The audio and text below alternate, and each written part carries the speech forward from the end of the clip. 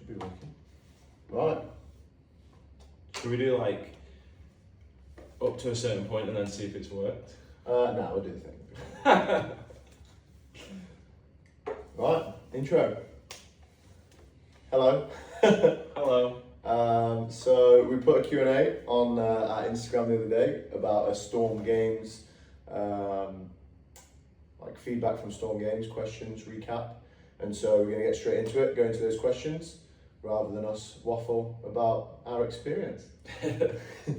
So the first question, I'm not going to say who they come from either. Where would Prime, Elliot and Anthony place in 2026 Storm Games? Anthony, I'll go first. Where do you think we'd place? I don't know, the standard, I just feel like the standard at the minute, is just very good. There'd be a few workouts could have done pretty well, but overall the standard is just, everyone's just so well-rounded. And obviously so good at everything. It's pretty hard to say. Yeah, it's hard to say positions, isn't it? Yeah. I reckon both of us would probably give each other a run for money on the first one. Yeah. Yeah. Yeah. But yeah, I think for both of us there are workouts in there that like back in our day we would have done pretty well in, and other workouts that not so much. Like you would have had a good crack at that last one, the thruster one. Yeah, it's interesting to see like going off experience, like what you could actually try and do on a workout, or if you test a workout and then when you actually see that the athletes do it, they just it still blows my mind how fit people are. All I know is that I would beat Jack Baker. I don't know about, overall. Yeah, hell yeah. I don't know about Benny Fowler. He doesn't think so, but maybe I'll give him a crack. I think for me it would have come down to snatch. But yeah, there we go. Did you have to change any workouts after finalising? To be fair, there was one major change, but it only actually so yeah, we changed 2 workouts.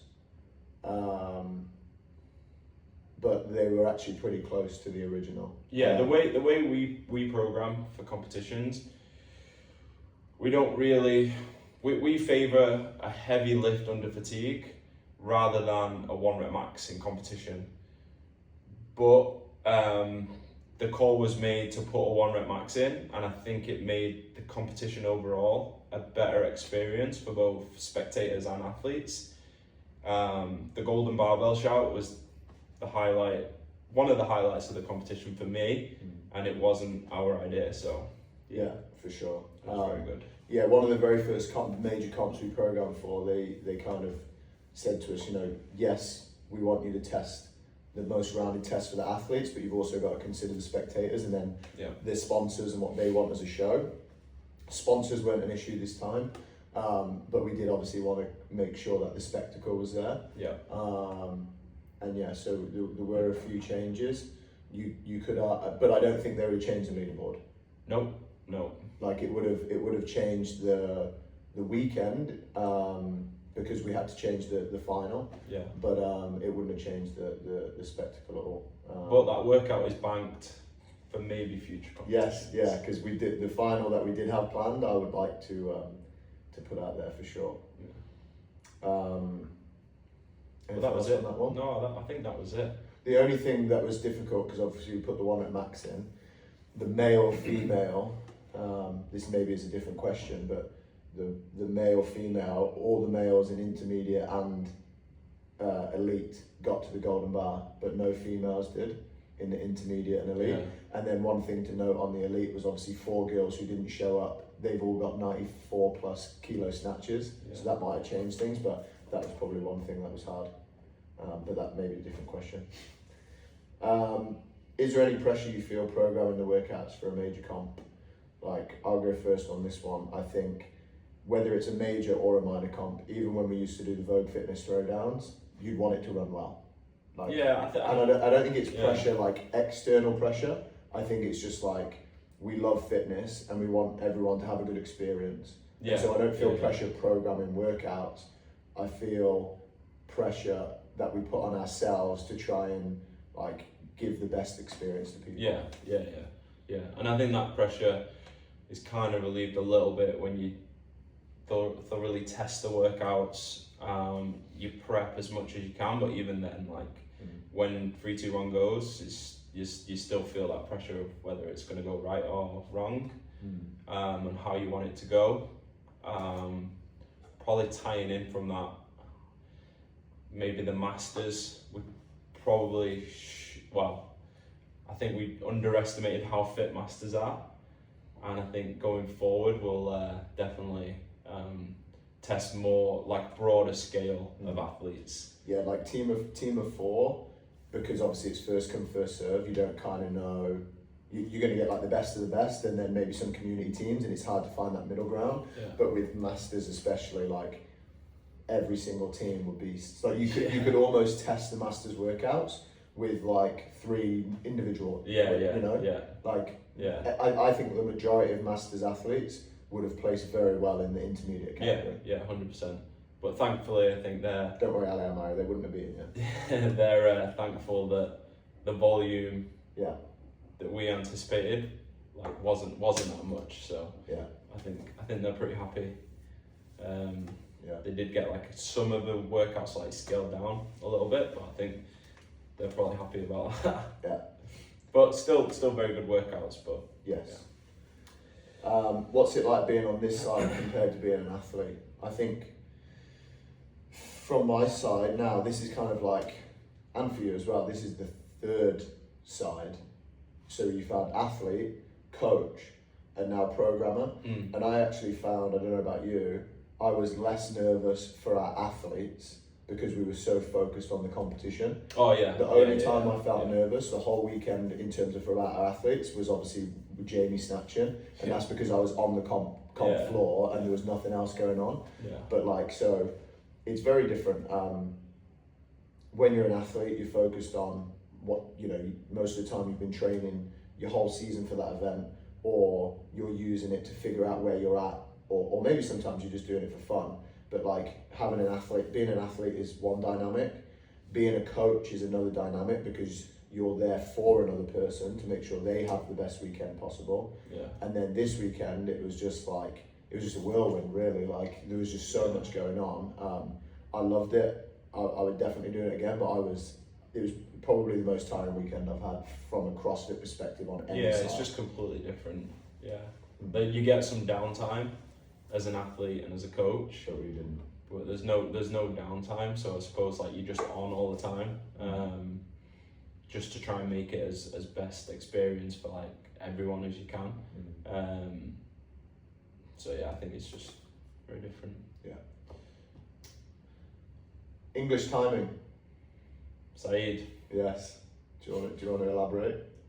Or should I elaborate? So I think what he means. I know we weren't going to say whose questions it were. No, but this wasn't a question. He just put English timing, and so we want to give him a shout out, really. Yeah. So previous years in Storm, Saeed does an amazing job trying to get all the athletes in on time. But obviously, anyone who lives here knows sometimes that's a little bit difficult. Yeah. And so I made a joke last year about like if we ever have anything to do with it, we're going to be on English timing, not Arabic timing. Yeah. And this year we were. Thank you, Saeed. So Anthony, event 3A and 3B. So just for a recap, if you weren't here, 3A, we'll talk about the elites. Was 3 rounds for time, 12 front squats, 20-meter handstand walk, had to be 10 meters unbroken.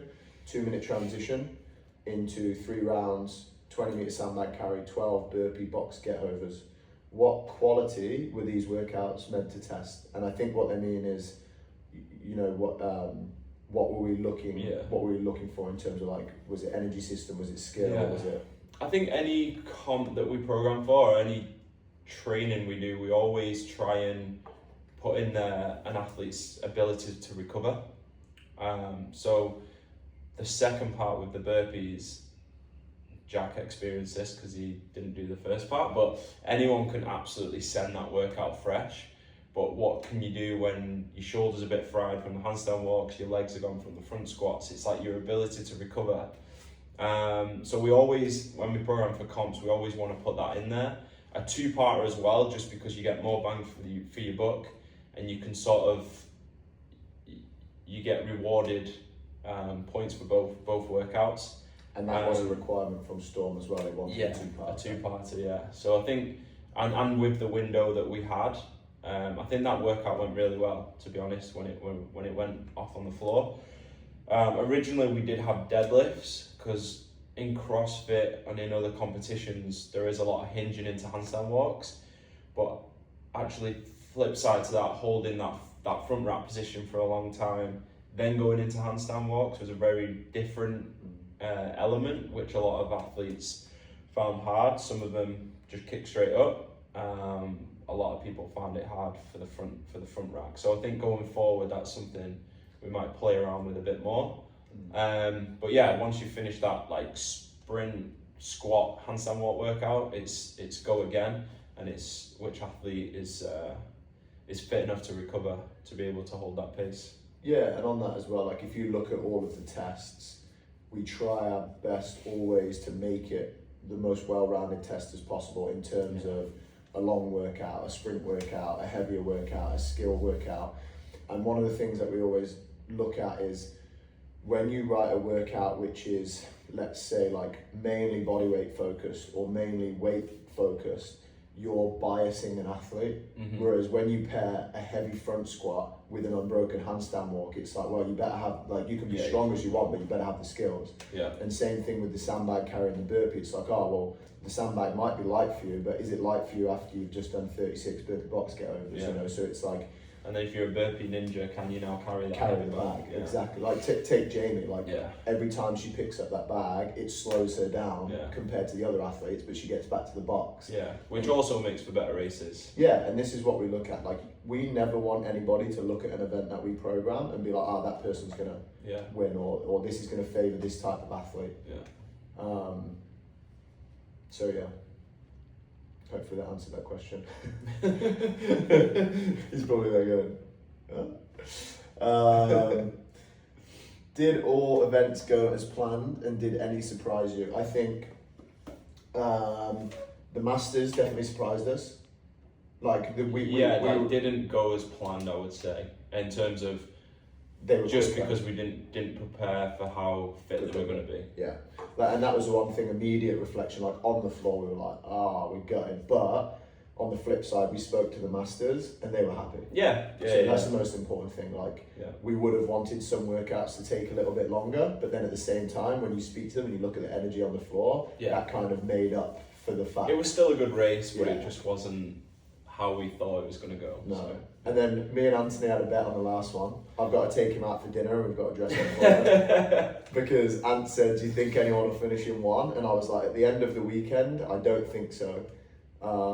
With the transitions, with all this. And then obviously Claudia Gluck decided to throw me under the bus and just straight away, put me out. 3 males? And then I think 3 males, it was Moritz, did Ben? No. Moritz, Ben and Georgios in one. So thanks to you guys, I've got to take Anthony out for a 3-course dinner. If you were going to change that workout, would you keep the weight and add more reps, or go heavier on the barbell? Well, Callian was, I'm sorry to throw you under the bus, Callian, but Callian was saying to me there were so many squats anyway, so like, but there weren't, I don't think. Like, you had a squat snatch, you had the front squats, and then you had the final. There weren't squats anywhere else. No.